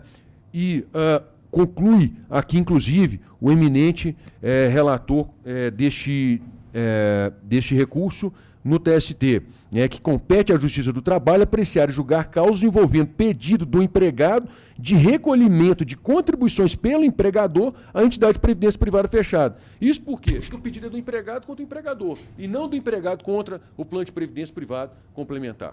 O pedido é do empregado contra o empregador. Então, logo, a única justiça competente seria a Justiça do Trabalho. Então, Excelência, salientando esses pontos, né, e remetendo a esses julgados recentíssimos, tanto dessa Corte quanto do Colendo TST, outros julgados também foram mencionados do próprio Colendo TST, esse é um específico por ser um paradigma da SBDI 1, do Colendo TST, né, pede para que apenas esse ponto, né, seja acrescida a condenação, reconhecida a competência da Justiça do Trabalho quanto a esse ponto, esse pedido, de item 17 da petição inicial, e deferido como reflexo do pagamento, né, do deferimento do pagamento da quebra de caixa. Então, Excelência, pede-se para que, nesse aspecto, seja feita a justiça. É o que se espera. Doutor Alexandre. Presidente, com todo respeito à sustentação oral, o meu entendimento pessoal até era exatamente no sentido que o doutor sustentou, mas sucumbi à decisão do Supremo e diversos, salvo engano, majoritária desta corte, no sentido de que, para exame do pedido de reflexo das verbas deferidas, não só essa, quanto tantas outras que são reivindicadas em face dessa e de outras entidades de previdência privada, é preciso e indispensável analisar as normas que tratam da complementação de aposentadoria, seja quanto a base de cálculo, a alíquota, responsabilidade de cada parte pela contribuição, atualizações próprias de reserva matemática. Então, eu penso que, de fato, se o Supremo entende que não cabe à Justiça do Trabalho examinar essas condições do contrato de complementação de previdência complementar, de fato também nos falta competência para determinar a repercussão e os reflexos, de forma que eu mantenho a minha proposta de voto, presidente. Muito bem, a divergência? Então, se decide unanimemente. Obrigado, senhores, pela atenção. Tenham um bom dia a todos. Bom dia, doutor. Bom feriado. Processo seguinte é o 31 da pauta, o RO 12.310-11. A doutora Renata Ascher Vieira está inscrita para sustentação pelo recorrente reclamado até o Glória. O outro recorrente é Anderson Teodoro Pires, o reclamante, recorridos os mesmos. Bom dia, doutor. Eu acuso a recebimento de memorial e passo a palavra ao doutor Alexandre para a conclusão do voto. Presidente, eu também acuso o recebimento de memorial, o doutor esteve conversando comigo, né? Sim. Eu conheço dos recursos interpostos pelas partes, no mérito, dou provimento parcial ao apelo da reclamada para autorizar a compensação dos valores pagos a título de taxa de serviço principal e reflexo e excluir da condenação o pagamento de multa de 1% sobre o valor da causa por embargos protelatórios. E dou parcial provimento ao apelo do reclamante para determinar a observância como parâmetro de cálculo das taxas de serviço do valor estimado a título de gorjetas para a função de garçom do Hotel Glória, previsto na cláusula 9ª das convenções coletivas juntadas aos autos. Mantenho o valor da condenação por ainda compatível. É meu voto, presidente. A senhora tem a palavra, doutora. Bom dia, ilustre presidente, desembargador relator e demais componentes dessa turma. Bom dia a todos os presentes. Eu estou aqui representando o Hotel Glória, que é reclamado nessa reclamação trabalhista juizada pelo senhor Anderson, que trabalhou como garçom no hotel pelo período de 4 de janeiro de 2013 a 8 de outubro de 2015. Pelo juiz de primeira instância, foi deferido o pagamento da taxa de serviço por todo o período elaborado, mantida a decisão nesse sentido pelo voto do relator. E um primeiro ponto que a gente pretende combater através do recurso ordinário é o seguinte: Foi comprovado o recebimento da taxa de serviço pelo hotel a partir de agosto de 2014. A comprovação foi feita nos autos pelas notas fiscais que foram juntadas. As notas fiscais é que comprovam que realmente o hotel cobrava dos hóspedes a taxa de serviço e recebia o pagamento dessa taxa. Antes de agosto de 2014, não havia cobrança da taxa pelo hotel. A taxa foi implantada em agosto de 2014 e nem todos os hóspedes consentiram com o seu pagamento. Muitos pediram que não houvesse o pagamento da taxa e a taxa era isenta o pagamento pelo hotel. Na sentença de primeira instância, foi condenado o hotel a pagar a taxa de serviço por todo o período, desde janeiro de 2013, época em que o hotel, em princípio, não cobrava a taxa dos hóspedes. E mais, com relação à taxa de serviço, pelo voto do ilustre desembargador, foi alterada a base de cálculo. O juiz falou que a base de cálculo seria a média das notas fiscais que foram juntadas aos autos. Segundo o voto do desembargador, a base de cálculo é o valor que consta na convenção coletiva da categoria. Existe a convenção coletiva, aplicava a categoria no município de Caxambu, que ela estima um valor fixo de gorjeta, taxa de serviço, para fins de recolhimentos. É um valor fixo e que deve, todos os meses, haver o recolhimento do INSS, de fundo de garantia, demais verbas, sobre este valor fixo e não o valor variável.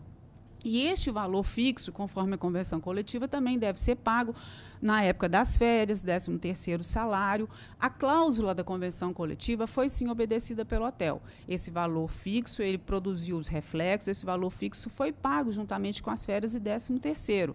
Segundo o voto do ilustre desembargador, esse valor fixo, que na convenção coletiva está expresso, não é salário, passaria a ser um direito do trabalhador e o hotel, pelo voto, está sendo condenado a pagar este valor estimado para fins de reflexos diretamente ao trabalhador. Com este ponto, o hotel não concorda, uma vez que a natureza da taxa de serviço é o repasse do que foi recebido, distribuído entre os empregados. O hotel não recebeu esse valor que está fixo na convenção coletiva. Seria um enriquecimento ilícito da parte. O hotel não recebeu esse valor. O que o hotel recebeu está comprovado nos autos pelas notas fiscais que foram juntadas. Então, a gente pede reforma no voto nesse sentido de que a taxa seja, assim, no valor que o hotel recebeu, conforme as notas que foram juntadas, que foi a decisão do juiz. Portanto, na decisão do juiz de primeira instância, não foi determinado o rateio entre todos os empregados. E seria esse o ponto que mereceria revisão. Pela fórmula que o juiz especificou, todo o valor recebido seria direcionado única e exclusivamente ao reclamante. E o que o hotel pede é que a base de cálculo seja as notas fiscais com a previsão da distribuição entre todos os empregados. E mais, houve a condenação de primeira instância, mantida pelo voto, do pagamento das horas extras. O reclamante, ele trabalhava como garçom no hotel. E como todos os hotéis, existe um horário fixado para servir café da manhã, almoço e jantar. O reclamante trabalhou, em princípio, servindo café da manhã e almoço, depois ele teve afastado por um problema de saúde e retornou trabalhando no horário do almoço e do jantar. Com base na prova testemunhal, o juiz condenou o hotel a pagar para o reclamante as horas extras trabalhadas nas épocas de feriados e congressos, referente aos 3 turnos, o horário trabalhado de manhã, na hora do almoço e no jantar. O próprio reclamante, na petição inicial dele, alega que trabalhava a partir do meio-dia. O próprio reclamante não informa que trabalhava no turno da manhã, de 6 às 11. Apesar da testemunha ter dito que o reclamante trabalhava nesse horário, o reclamante sequer mencionou. Tanto que, no pedido do reclamante das horas interjornadas, ele fala que trabalhava até 4, 5 horas da manhã. Que quando ele trabalhava 4 horas da manhã, ele fazia um intervalo de 8 horas. Quer dizer, 12 horas, meio-dia, menos 4 horas da manhã, ele fazia um intervalo de 8. Ele fala que quando ele trabalhava até 5 horas da manhã, ele fazia um intervalo de 7. 12 menos as 5 horas, 7 horas. Então, o próprio reclamante fala que pegava serviço às 12 horas. A testemunha dele falou que ele trabalhava de 6 às 11, 14 de 6 às 11, de 12 às 15h30 e de 19 às 2. Mas o reclamante não falou isso na inicial. O reclamante não mencionou, o reclamante confessou que trabalhava a partir do meio-dia. Então, a gente entende, primeiro, que o depoimento que o reclamante prestou na audiência de instrução, a sua o que foi narrado na inicial e o que a testemunha disse são depoimentos divergentes com relação aos dias. O reclamante fala que era sexta, sábado e domingo, a testemunha fala que era quinta, sexta e sábado. O reclamante fala que não folgava, e a testemunha fala que tinha folga semanal. Os depoimentos são completamente divergentes. O hotel entende que não foi produzida prova a contento no sentido de convencer essa jornada, e mesmo porque o reclamante trabalhava no restaurante do hotel. O restaurante do hotel, ele encerra o jantar às 21 horas.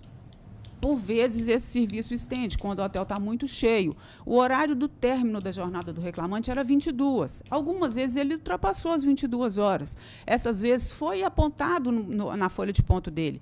Ele compensou pelos minutos excedentes a jornada dele, ele recebeu o adicional noturno, ele não trabalhava em evento no hotel. O hotel tinha um salão próprio, onde aconteciam os eventos. Esses eventos, sim, aconteciam um congresso, em média, uma vez por mês, que ultrapassava esse horário. Mas o reclamante, que era garçom do restaurante, não trabalhava nesses outros eventos, em outros salões, que ultrapassava o horário da sua jornada. Então, a gente ratifica os termos do recurso ordinário, pedindo a reforma do voto, no sentido de que a taxa de serviço seja mantida com base nas notas fiscais que foram juntadas aos autos, com a previsão da distribuição entre todos os trabalhadores. Com relação às horas extras, que não haja condenação nesse sentido, uma vez que a prova ela é uma prova fraca. O hotel juntou todos os controles de ponto aos autos, que são provas evidentes, controles esses assinados pelo próprio reclamante. E com relação à hora interjornada e adicional noturno, o hotel também não concorda, uma vez que o intervalo era respeitado. O reclamante, quando ele trabalhava até as 22 horas, ele só pegava serviço no outro dia ao meio-dia. Mesmo que ele fizesse mais meia hora, 40 minutos, 50 minutos de hora extra, o intervalo de 11 horas era respeitado.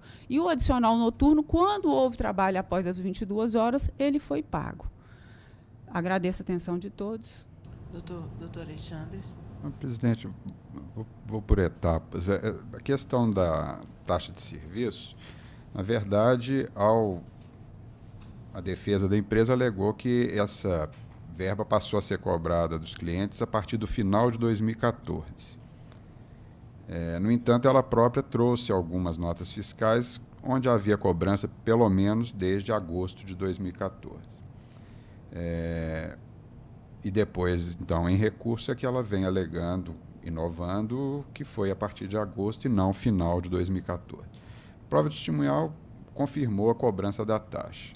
De forma que eu, como juízo de primeiro grau, entendo que o valor é mesmo devido, mas como a própria doutora sustentou, aferir a verba através das notas fiscais apresentadas, além de não abranger todo o período, também vai gerar uma dificuldade sobre apurar quais seriam os empregados que participariam do rateio dessas taxas de serviço.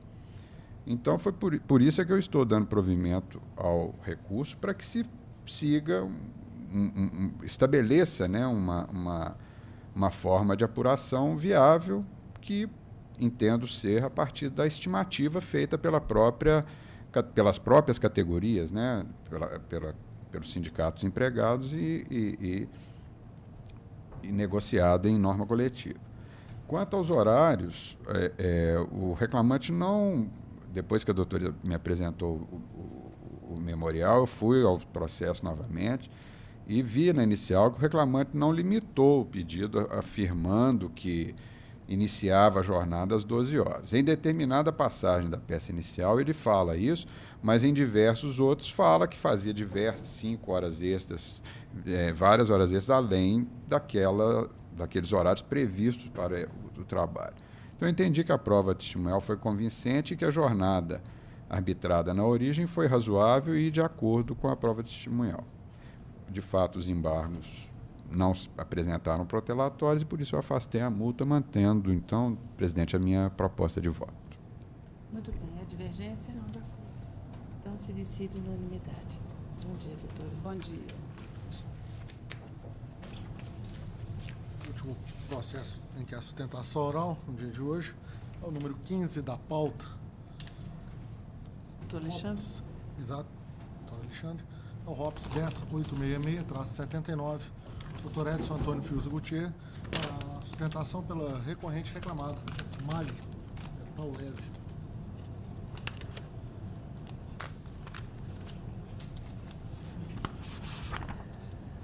Muito bem. Doutor Edson, bom dia. Então, passa a palavra ao doutor Alexandre para a conclusão do voto.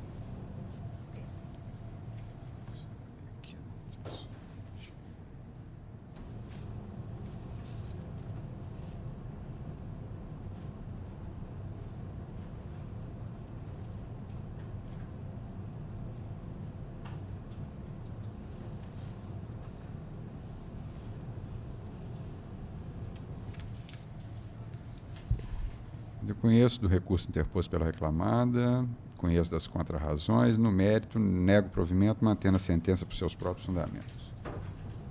Muito bem, o senhor tem a palavra. Bueno, obrigado.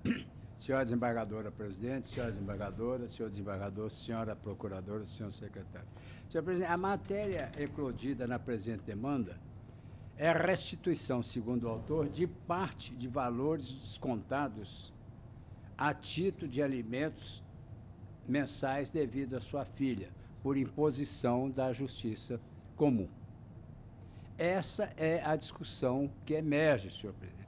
E nós pedimos vênia à Sua Excelência com relação à segunda notificação que a empresa recebeu da Justiça Estadual, para mostrar que, pedindo vênia à Sua Excelência, o doutor desembargador relator, que o procedimento da empresa foi correto. Vejam, Vossa Excelência, a segunda notificação da Justiça Estadual, que diz que determinou que a empresa reclamada procedesse com o pagamento de 30% sobre o valor líquido a título de salário mensal, coincidência sobre o 13º e férias, mas excluindo as horas extras, adicionais, prêmios, abonos, PLR e outras verbas de caráter pessoal do autor.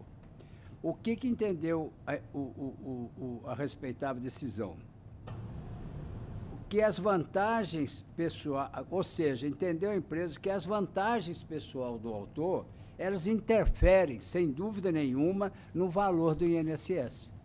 E esse é, por sua vez, no valor líquido do autor. Vejam, Vossa Excelência, a empresa, nós pedimos até para ler aqui o raciocínio da empresa. A empresa recorrente partiu do princípio que, para a apuração do valor líquido devido ao recorrido, autor, dever-se-ia observar o valor do salário base devido e efetuar o desconto do INSS, apurando-se assim o valor líquido do salário.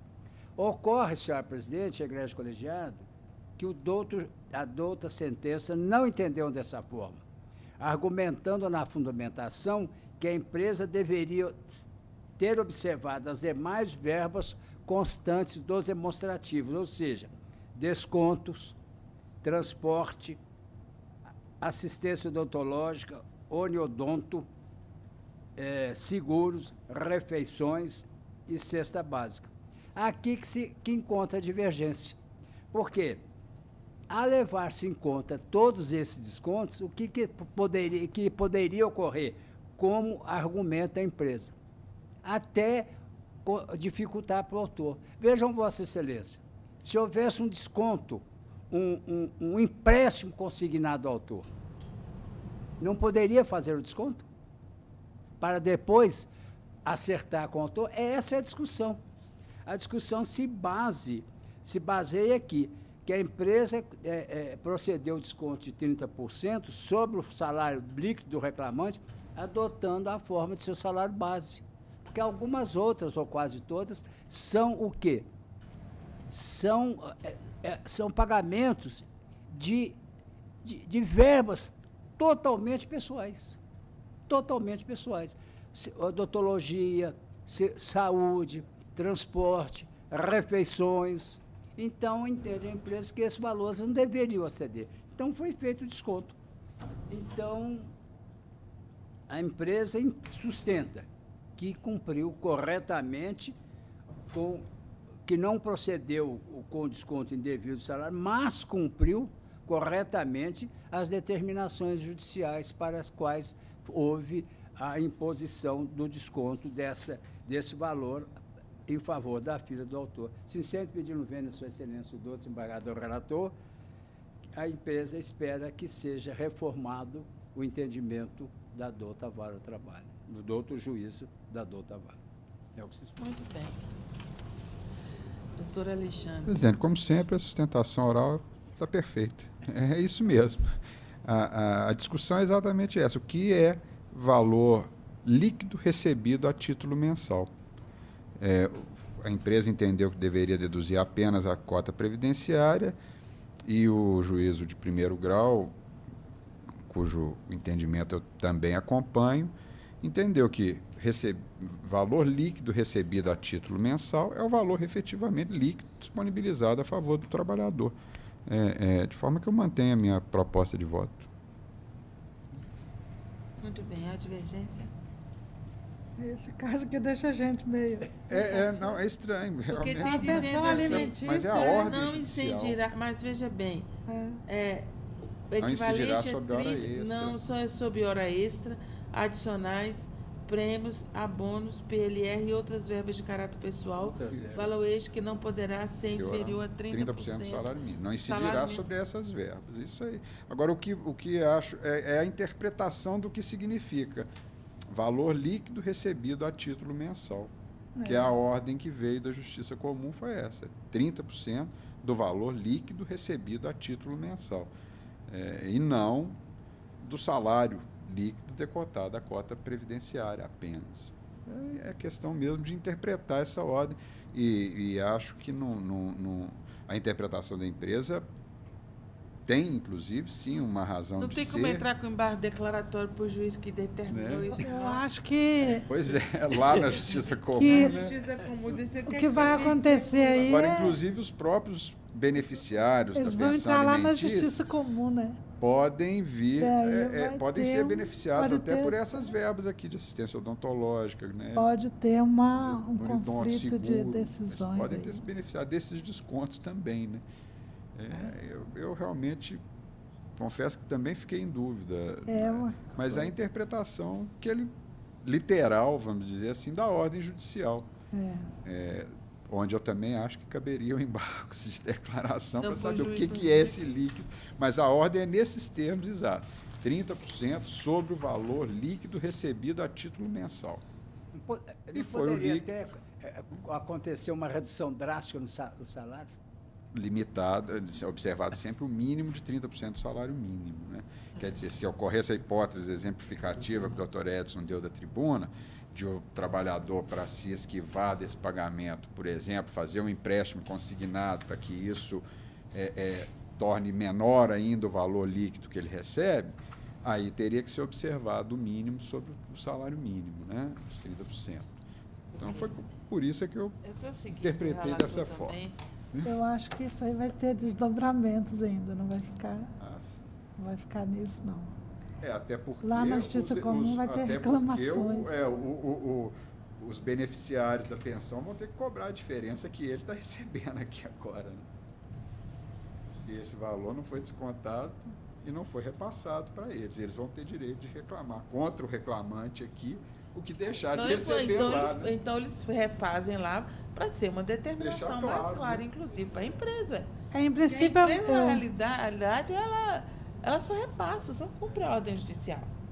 É isso. Em princípio, eu vou ficar, então, de acordo com o voto do relator, até porque é uma coisa que não seria a Justiça do Trabalho, né, que resolveria isso. Não é? Essa outra questão é lá. Já não foi ventilada, mas a gente pensa mais... Seria de ofício? Desconto foi feito. Mas e até por isso o juiz não deferiu os danos morais, porque não houve intenção da empresa de lesar de forma nenhuma o trabalhador. Foi a forma como ela interpretou aquela ordem judicial. Né?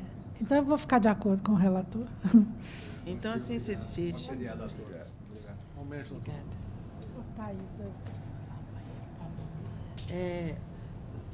O dia 8 foi prova de magistratura trabalhista. Foi domingo, né? Domingo.